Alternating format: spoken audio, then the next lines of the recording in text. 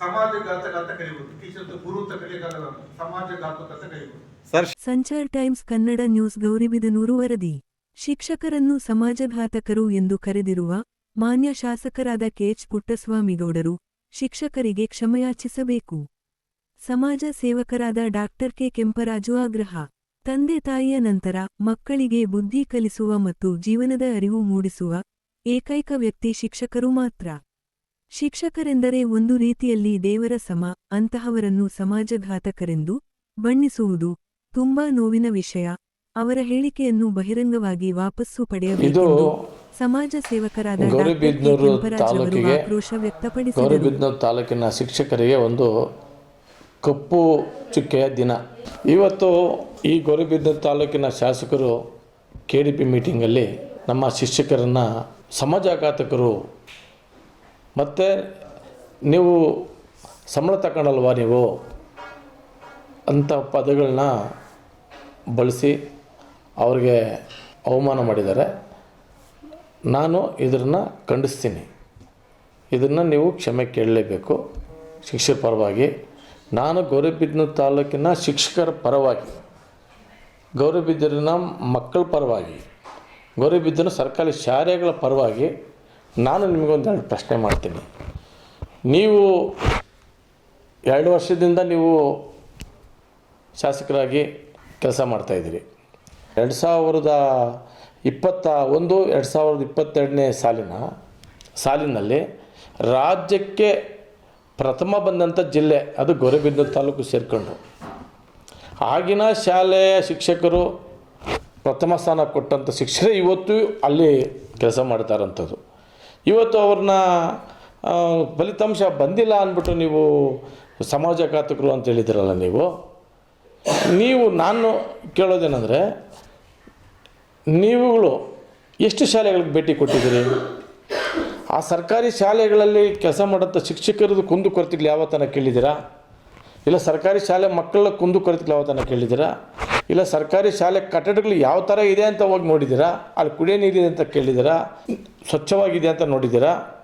ಅವ್ರನ್ನ ಯಾವತ್ತಾರು ಕುಂದುಕೊರತೆಗಳು ನೀವು ಹೋಗಿ ಕೇಳಿ ಅವರ ಸಮಸ್ಯೆಗಳನ್ನೆಲ್ಲ ನೀವು ನಿಭಾಯಿಸಿದರೆ ಆವಾಗ ನಿಮ್ಮ ನಿಜಾಂಶ ಏನಂತ ಗೊತ್ತಾಗೋದು. ನೀವೇನೋ ತಾಲೂಕು ಆಫೀಸಲ್ಲಿ ಕೂತ್ಕೊಂಡು ನೀವು ಸಮಾಜಘಾತಕರು ಅಂತ ಹೇಳಿದ್ರಲ್ಲ, 2021-22ನೇ ಸಾಲಿನಲ್ಲಿ ಪ್ರಥಮ ಬಂದಿತ್ತಲ್ಲ, ಅದಕ್ಕೇನು ಹೇಳ್ತೀರಿ?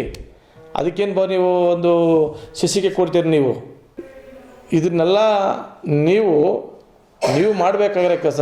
ಶಾಲೆಗಳಿಗೆ ಏನಾಗಬೇಕು, ಸರ್ಕಾರದಿಂದ ಅನುದಾನಗಳು ತಂದು ಕೊಡಬೇಕೆ ಹೊರತು ಶಿಕ್ಷಕರಿಗೆ ಸರ್ಕಾರದ ಅನುದಾನ ತಂದು ಮಾಡೋಕ್ಕಾಗೋದಿಲ್ಲ. ಎಷ್ಟೋ ಶಿಕ್ಷಕರಿಗೆ ಶಾಲೆಗಳಿಗೆ ಹೋಗೋಕ್ಕೆ ಬಸ್ಸುಗಳಿಲ್ಲ. ಎಷ್ಟೋ ಶಾಲೆಗಳಲ್ಲಿ ಶಿಕ್ಷಕರಿಲ್ಲ ಸಬ್ಜೆಕ್ಟಿಗೆ ತಕ್ಕಂಗೆ. ನಾನು ಕಂಡಂಥ ಶಾಲೆಗಳಲ್ಲಿ, ನಾನೇ ಸೊನಗನಹಳ್ಳಿ ಗ್ರಾಮದಲ್ಲೇ ಒಂದರಲ್ಲಿ ಲಾಸ್ಟ್ ಇಯರ್ ನಾನು 3 ವರ್ಷದಿಂದ ನಾನು ಶಿಕ್ಷಕರಿಲ್ಲ ಕೊಟ್ಟು ನಾನು ರಾತ್ರಿ ಶಿಕ್ಷಣ ಕೊಟ್ಟು ಮಕ್ಕಳಿಗೆ 100% ಬರಂಗೆ ಮಾಡಿದ್ದೀವಿ ನಾವು. ಆ ಥರ ತಾಲೂಕಲ್ಲಿ ಎಷ್ಟೋ ಜನ ಶಿಕ್ಷಕರುಗಳಿಗೆ ಶಾಲೆಗಳಲ್ಲಿ ಮಕ್ಕಳಿಗೆ ವಿದ್ಯಾಭ್ಯಾಸ ಕೊಡೋಕ್ಕೆ ಸಬ್ಜೆಕ್ಟ್ ವೈಸು ಶಿಕ್ಷಕರೇ ಇಲ್ಲ. ಇದು ನಿಮ್ಮ ಗಮನಕ್ಕೆ ಬಂದಿಲ್ಲ ಅಂತ ಕಾಣ್ತಾ ಇದೆ. ನಾವು ಇವತ್ತು ಮಕ್ಕಳಿಗೆ ಪಾಠ ಹೇಳ್ಕೊಡೋಂಥ ಶಿಕ್ಷಕರನ್ನ, ಒಂದು ಸಮಾಜನ ತಿದ್ದುವಂಥ ಶಿಕ್ಷಕರನ್ನ ಅವರು ಏನು ಹೇಳಿದ್ರು ಕೇಳ್ತಾರೆ, ಏನು ಬೈದರು ಬೈಸ್ಕೊತಾರೆ ಅಂದ್ಬಿಟ್ಟು ನೀವು ಈ ಥರ ಸಮಾಜಘಾತಕರು ಅಂತ ಹೇಳ್ತಿರಲ್ಲ, ಇದು ತಪ್ಪು. ಎರಡನೇದು ಬಂದು ಅವರ ಸಂಬಳ, ಅದು ಸರ್ಕಾರ ಆಯ್ಕೆ ಮಾಡಿರೋಂಥದ್ದು. ಅವ್ರನ್ನ ನೀವೇನು ಆಯ್ಕೆ ಮಾಡಿಲ್ಲ ಅವ್ರನ್ನ. ಹಾಗೆ ನಿಮಗೂ ಸಹ ಸರ್ಕಾರದಿಂದ ಅನುದಾನ ಕೊಡ್ತಾರಲ್ಲ, ಸಂಬಳ ಕೊಡ್ತಾರಲ್ಲ. ನಿಮಗೇನು ಕೊಡೋದು ಸಂಬಳ? ನೀವು ಸರ್ಕಾರಿ ಶಾಲೆಗೆ ಹೋಗಿ, ಸರ್ಕಾರಿ ಆಸ್ಪತ್ರೆಗೆ ಹೋಗಿ, ಡೈಲಿ ಪಶು ಇಲಾಖೆಗೆ ಹೋಗಿ, ಕೃಷಿ ಇಲಾಖೆಗೆ ಹೋಗಿ, ಗ್ರಾಮಗಳಿಗೆ ಹೋಗಿ ಅಂತ ನಿಮ್ಗೆ ಸಂಬಳ ಕೊಡೋದು. ನೀವು ಎಷ್ಟು ಗ್ರಾಮಗಳಿಗೆ ಹೋಗ್ತಾಯಿದ್ದೀರಿ? ನಿಮಗೂ ಸಂಬಳ ಅವ್ರಿಗೆ ಕೊಟ್ಟಂಗೆ ಸಂಬಳ ನಿಮಗೂ ಕೊಡ್ತಾರಲ್ಲ ಸರ್ಕಾರದಿಂದ.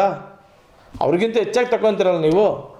ಬೇರೆ ಸರ್ಕಾರಿ ಶಿಕ್ಷಕರನ್ನ ನಾವು KDP ಮೀಟಿಂಗಲ್ಲಿ ಕೂತ್ಕೊಂಡು ಮೈಕ್ ಇಟ್ಕೊಂಡು ಮಾತಾಡೋದಲ್ಲ.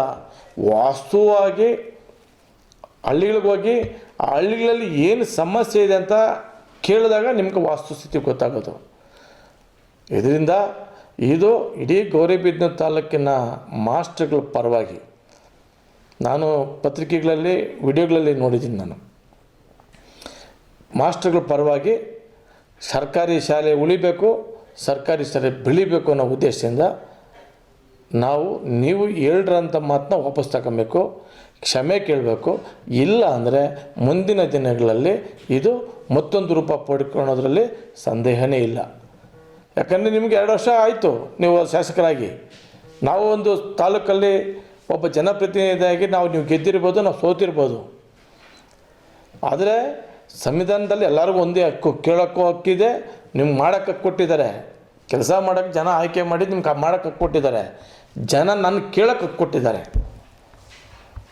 ಅದರಿಂದ ನೀವು ಇದನ್ನು ಸರ್ಕಾರಿ ಶಾಲೆ ಶಿಕ್ಷಕರಿಗೆ ನೀವು ಕ್ಷಮೆ ಕೇಳಲೇಬೇಕು. ಇಲ್ಲಾಂದರೆ ಮುಂದಿನ ದಿನಗಳಲ್ಲಿ ನಾವು ಸರ್ಕಾರಿ ಶಾಲೆಗಳ ಶಿಕ್ಷಕರ ಪರವಾಗಿ ನಾವು ಹೋರಾಟ ಮಾಡೋದಂತೂ ಶತಸಿದ್ಧ. ಇದೇ ನೀವು ಇವತ್ತು ಹೇಳಿದ್ರಿ ಸರ್ಕಾರಿ ಶಾಲೆ ಶಿಕ್ಷಕರು 60,000 ಸಂಬಳ ತಗೊಂತಾರೆ, 1 ಲಕ್ಷ ಸಂಬಳ ತಗೊಂತಾರೆ ಅಂತ. ಎಲೆಕ್ಷನ್ಗಿಂತ ಮುಂಚೆ ಅವರಿಗೆ ಒಂದು ಗಿಫ್ಟ್ ಕೊಟ್ರಲ್ಲ ನೀವು, ಟಿಫಿನ್ ಬಾಕ್ಸು, ಅದೇನೋ ಗಿಫ್ಟ್ ಆರ್ಟ್ ಬಾಕ್ಸ್ ಅಂತ ಕೊಟ್ರಲ್ಲ. ಯಾಕಂತಾರೆ ಕೊಟ್ರಿ ನೀವು? ಬಡವರು ಇದ್ರಲ್ಲ, ಶಿಕ್ಷಕರು ಇದ್ರಲ್ಲ, ಅವ್ರು ಕೊಡ್ಬೋದಾಯ್ತಲ್ಲ. ನಿಮಗೆ ಮತ ಬೇಕಾಗಿತ್ತು, ಅವ್ರನ್ನ ಓಲೈಸ್ಕೊಬೇಕಾಗಿತ್ತು, ಅದಕ್ಕೆ ನೀವು ಗಿಫ್ಟ್ಗಳು ಕೊಟ್ರಿ. ನೀವು ಇವತ್ತು ನಿಮ್ಮ ಕೈಲಿ ಮಾಡೋಕ್ಕಾಗಲ್ಲ ಅಂದ್ಬಿಟ್ಟು ಶಿಕ್ಷಕರ ಮೇಲೆ ಆಗ್ತಾಯಿದ್ದೀರಿ. ನಾನು ಇಲಾಖೆ ಬಗ್ಗೆ ನಾನು ಅರಿತು ತಿಳಿದು ನಾನು ಮಾತಾಡ್ತಾ ಇರೋದು. ಮಾಧ್ಯಮದಲ್ಲಿ ಬಂದ್ಮೇಲೆ ನಾವು ಕೇಳಬೇಕಾಗಿರೋದು ನಮ್ಮ ಕರ್ತವ್ಯ. ನೀವು ಹೇಳಿರೋದು ನಾವು ದಂಡಿಸ್ಬೇಕು. ಸರ್ಕಾರಿ ಅಧಿಕಾರಿಗಳು ಯಾರು ಬಂದು ಸಾರಿ ಮಾಡ್ರೆ ಸರಿ ಅಂತ ಹೇಳೋಕ್ಕಾಗೋದಿಲ್ಲ. ನಮಗೆ ಫೋನ್ ಮಾಡಿ ಕೇಳ್ತಾ ಇದ್ದಾರೆ, ಏನು ಸರ್ ಹಿಂಗಾಗಿದೆ ಅಂತ.